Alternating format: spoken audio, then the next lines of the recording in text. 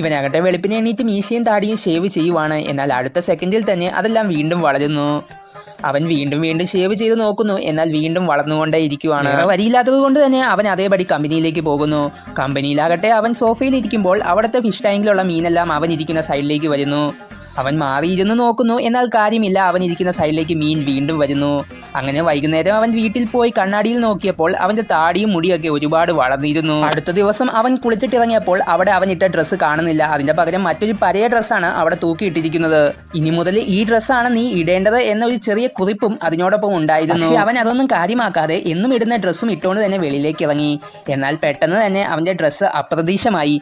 വേറെ വരിയില്ലാത്തത് കൊണ്ട് തന്നെ അവൻ ആ പഴയ ഡ്രസ്സ് അകത്തിട്ട് അതിൻ്റെ മുകളിൽ കോട്ടും പാൻറ്റും ഇട്ട് മീറ്റിങ്ങിന് പോകുന്നു. മീറ്റിങ്ങിൽ വെച്ച് അവന് സംസാരിക്കേണ്ട സമയം വന്നപ്പോൾ അവൻ എഴുന്നേറ്റ് സംസാരിക്കാനായിട്ട് തുടങ്ങി. ആ സമയം അവൻ മേലെയിട്ട കോട്ടും പാൻറ്റും അവൻ്റെ ടേബിളിലേക്ക് വന്നു.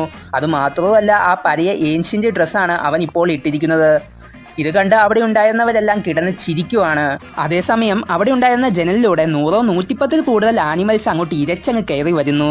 ഈ ആനിമൽസ് എല്ലാം അവനെ ദൈവം പറഞ്ഞു വിട്ട ഒരു പ്രവാചകനായിട്ടാണ് കാണുന്നത്.